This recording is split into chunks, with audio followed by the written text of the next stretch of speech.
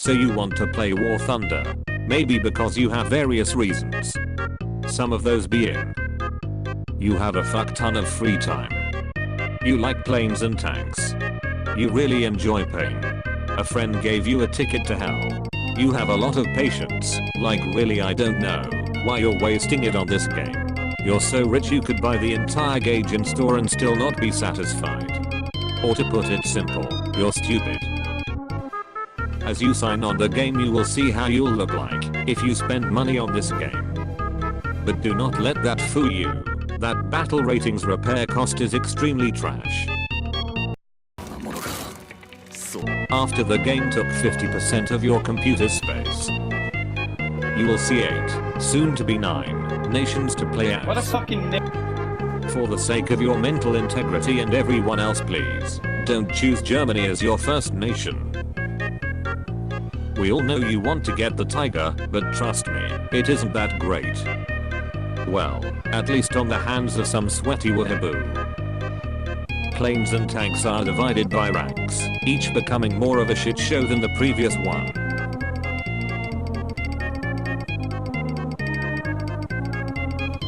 To get a plane or a tank, you will have to research and buy it, which on lower ranks it is more easy to do. From rank 4, and so on, it becomes tedious and overall grindy, boring, repetitive and not fun at all.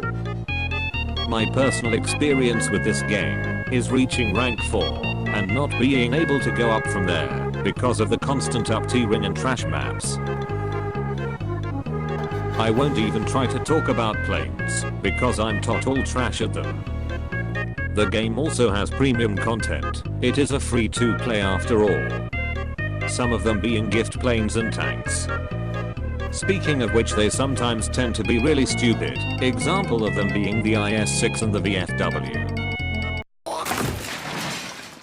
Tank combat in this game is the only reason that I play it. The armor and module mechanics, while it isn't the only game that uses it, is something that makes the game somewhat special, well, at least for me. It is important to say that if you have a good ping, your shot will be registered first. If you otherwise don't, then crap like this is very likely to happen. It really makes me mad sometimes how it even shows the hole that my unregistered shell left. Now, I'll give you a brief overview of all the nations. Let's start with USA. They've got a pretty strong start compared to all the other nations, starting with the M2A4, then moving on to the M3 Stuart. They also have an 75mm cannon truck, which is somewhat effective at that rank.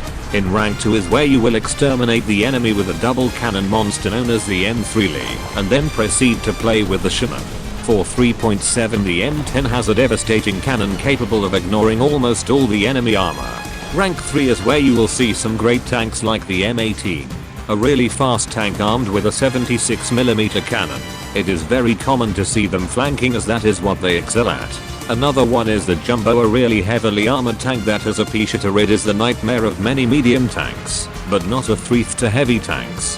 That's the most I can tell you about this nation, as I haven't been able to reach any other tank. Overall, I can say that this nation has some strong medium tanks with big guns. Germany is next. Germany is a nation that is strong in every way, and they have big guns and strong armor, but they are slow as fuck and some of the turret rotation speeds are trash. I can't say more of this, or else I'll betray myself in a terrible way. The USSR is next. They definitely are the ones that have the super big guns and really strong armor. Their rank 1 is respectable to say the least. The BT-5 and 7 are one of the most fun tanks to play as, since they are fast, even faster than the M18. But it has a weird handling. When you try to turn at high speed, it'll wiggle. It is important to say that they have the most memicious BAA out of all the nations, and they should be proud of them. Rank 2 is great. Again, to say the least. The medium tanks there are fast, but their gun is the worst, since they have around 87 to 102 millimeters of penetration, just like the heavy tank, except it really is a heavy tank with the best armor for 3.7. Rank 3 is where the mediums become really deadly with their 57mm cannons, and it is the rank where you will see the amazing T-34-85 and the wondrous Nook launcher, the KP2. Rank 4 is where I'm currently stuck, and all I've had from this rank is PTSD attacks from the Jackbunders and Ferdinands. Overall, the USSR is a strong nation with really big guns and stupidly effective armor, but with super painful reload speeds and a hard 5.7. At last, my favorite nation, Britain, is next.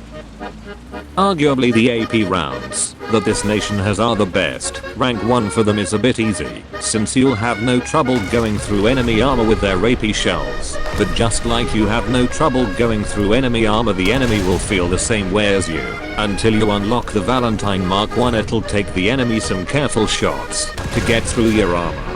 Rank 2, I can say that this is where this nation shines the most, since the Cromwells are some amazing flankers with great mobility. Until you have to go backwards, you better like this tank, because later other tanks use the same hull as a Cromwell. This rank is where you'll find the Beast Churchill Mark 1. If you angle it, you're almost invincible. Oh, and I forgot about the Archer, the most important tank. While it might be a little weird, if you find a great position where the enemy does the usual lemming line, your gun is capable of going trough 190mm of armor. Rank 3 is the rank I love the most, since it has the one tank I love the most, the Avenger. While the armor isn't going to protect you from enemy fire, the gun is one of the best I could ever imagine for 4.7.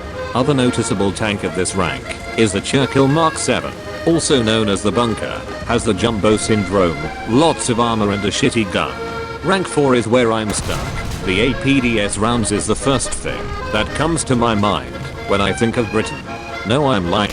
The first thing that comes to my mind when I think about Britain is the amazing and the unique meme tank, the marvelous nuclear quick-firing cannon FV4005. Overall, I have no idea how to describe Britain other than them being the first to get an MBT prototype, the Centurion series. I won't even try with the following nations. Japan. Shitty start. Stop playing it. France. Even with the new reserve they are still painful. Stop playing it. China. Literally an effortless copy-pasta nation. Italy.